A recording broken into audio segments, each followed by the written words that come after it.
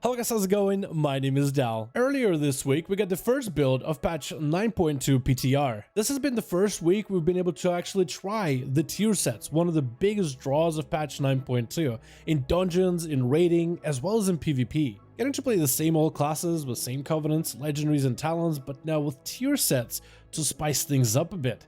Tier sets that let you play different legendaries you normally wouldn't, try talents you normally wouldn't try. It's been such a refreshing experience, almost relearning a class in some way. Though not all the class tier sets are solid yet, Blizzard is continuing to listen to feedback and even make changes based on our feedback. This is a really good thing to see going forward. But for the bonuses that are strong, I wanted to highlight 6 classes with the bonuses that are looking really powerful heading into patch 9.2, primarily from the angle of PvP. I want to start tame with some of the simpler sets, and then really ending it with some of the ones that are looking to really blow people out of the water. But right before we dive into that, most of you guys watching these videos are not subscribed, and the more of you I ask, the more of you do, so let's keep it going. Subscribe to the channel as well as hit the bell if you're watching these videos anyway, especially if you want to be kept up with all the 9.2 updates in the future. The first tier set that I want to start with is Unholy Death Knight, mostly for the potential that it could allow the Unholy Death Knight to finally rise in PvP. The 2-piece bonus allows you Ghoul to attack faster whenever you use Soul Reaper as a talent or use 5 Scourge Strikes in order to proc a free Soul Reaper. For Unholy Death Knight, your pet damage is a huge portion of your sustain as well as burst, and there are many talents and legendaries that create a very ghoulish combo. Running the talent of Unholy Blight can buff up the damage of your pet even further as a stacking debuff. Frenzy Monstrosity legendary goes a step further to buff your pet's auto attack speed during Dark Transformation. Together, the tier set, the talents, and the legendary beef up the damage of your pet, where it can actually do quite a bit of burst by itself. It still is a pet, so don't expect for it to two-shot enemies, but the damage that it can do on its own is now a lot more significant. You also get the added benefit of running Soul Reaper. Normally, not the easiest ability to land in PvP, and most enemies will not get caught at low health with Soul Reaper about to expire. Though it's just a bonus since you're mostly using Soul Reaper to buff your pet's damage, which does look a little better. But together with the pet extra damage, the silences, the stunts, it is possible to catch more healers in patch 9.2 off guard and low, where Soul Reaper will actually gain that execute value. Another class with a useful tier set is the Red Paladin. Though for Paladins, there is a bug with a 2-piece bonus. The Seraphims that you get for free procs of Art of War do remove your current active Seraphim, though hopefully that'll get fixed in the next few days as the PTR goes down for maintenance. But the 4-piece works, where your Art of War, your proc for Blade of Justice resets, now can reset your Wake of Ashes instead. This means more damage, like better sustain, because Wake of Ashes does the most amount of damage out of all of your Holy Power builders. If your opponents like to stack together, Wake of Ashes has natural cleave baked into the ability, but also the Holy Power it generates during burst can mean devastating output. Though it's not only great offensively, it's also great defensively. A good portion of Paladin defensive toolkit is self-healing, using the Holy Power you generate instead of offensively, rather on Word of Glories, empowered together with a Healing Hands talent, which further increases the healing of Word of Glory the lower your health is. So whether you love Paladins or hate facing them in arenas, you are going to get a lot more Ash procs. More damage, more healing, more survivability, and even deadlier burst, as Paladins are looking to make some huge gains in the next update. Hunter is another class whose tier sets I've played a lot with in patch 9.2. But none of them stand out more for PvP than Marksmanship Hunter. Primarily the 2-piece bonus, which gives your abilities that can be augmented by trick shots 30% more damage. Trick shots is a proc the hunters get when they use certain AoE abilities or talents that modifies your rapid fire and aim shot to ricochet to nearby enemies. So therefore, trick shot buffs the damage of your rapid fire and aim shot.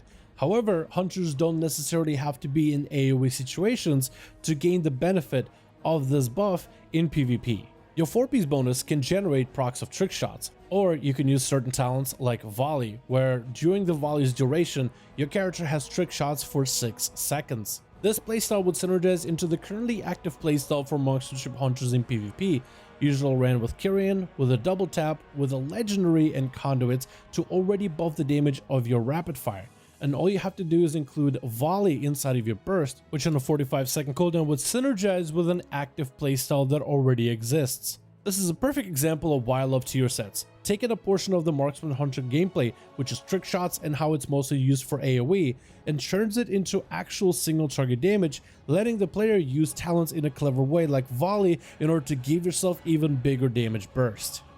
Another class on this list is Monk. Monks have been very popular in PvP, I think since the beginning of Shadowlands, but their tier set bonus makes him even more ridiculous. The 2-piece bonus simply buffs the damage of Fist of Fury by 40%. This is a hefty buff, but together with a 4-piece, it becomes even stronger. After using 10 abilities, your next 3 abilities are buffed by 22%. Monks can utilize this in order to make sure the hardest hitting abilities are gaining that 22% damage bonus. Monks are also known as a class who already has a lot of damage modifiers from conduits, legendaries, talents, covenants. They already have many stacking bonuses, so this is yet another bonus to stack into an already powerful damage toolkit. With abilities like Rising Sun Kick or Whirling Dragon Punch that are known to hit for quite a lot, together with Bone Dust Broom. Though you might not even need those abilities since Fist of Fury seems to melt a fully geared player with full versatility gear just fine on patch 9.2. The 4-piece does require for you to use 10 abilities before you get the biggest damage ramp. However, certain abilities like Expel Harm and even certain Covenant abilities and even some self-heals actually count towards that tier set bonus, and I wonder if that's intended for 9.2. Assassination Rogue is another spec that saw a very unexpected tier set. While it does have some questionable value currently for dungeons as well as raids, since it offers no AoE component, it does have some really strong pressure for single target encounters. It is a tier set that works with bleeds, and Assassination has quite a few bleeds, though only one of them is mostly accessible within PvP, and that is the bleed of internal bleeding that you get from using Kidney Shot on the enemy target. Together with Rupture and an empowered Garrote, as well as the Shiv debuff to make it so your bleeds are likely to crit, Vendetta as well as Exsanguinate together offer some incredibly good bursts for Assassination in patch 9.2. In my testing, the bleeds Exsanguinated and sped up by Vendetta can do roughly 90% of someone's health in damage, though that's nothing if you Dagger Strikes and an Envenom can't accomplish as well. This tier set bonus also lets you play with a Dustwalker Spatch legendary, which shortens the cooldown of your Vendetta, giving you a lot more goes that synergize better with Exsanguinate and Shiv. This burst has a few advantages. One, because of its natural lockdown with the Kidney Shot, the enemy is going to be stunned, so unless they have a way to break out of the CC, they are locked down while the damage is being enacted upon him. Second, you can also vanish with a 100% crit legendary while the bleeds stick on the enemy, keeping the rogue safe while letting the dots rot them down, which gives the rogue a bit more of this escape hit and run playstyle that could be used through this burst. Finally, on this list we have the Arcane Mage. The 2-piece bonus allows enemies afflicted by Touch of the Magi to take 18% more arcane damage from all of your abilities. Arcane Mages are already pretty bursty and come with a variety of self buffs in order to further augment their damage. Arcane Power, together with the talent of Overpowered, can buff your arcane damage by up to 50%. Rune of Power, 40% damage buff. Buff certain spells like Arcane Barrage, part of your burst, with Arcane Infinity Legendary and Resonance talent. I also paired all this together as a Necrolord, since inside a Deathborn you gain 15% more damage on top of all the other buffs that you get.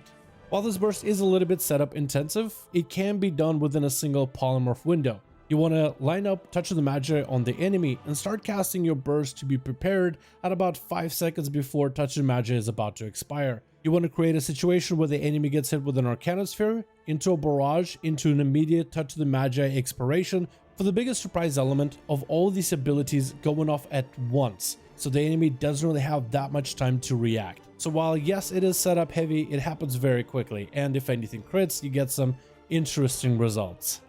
As per usual, thank you guys so much for watching this video. I do hope you guys enjoyed.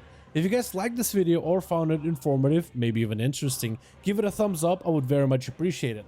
Let me know in the comments below what you think about the video, as well as the class tier sets we showcased for PvP. Are there any tier sets that we might have missed for this video that you think should have definitely been mentioned as part of the PvP 9.2? Let me know in the comments below. Or if you want to hit me up directly, link towards the channel Discord is in the description of every single video. Join the community, probably the best place to reach me.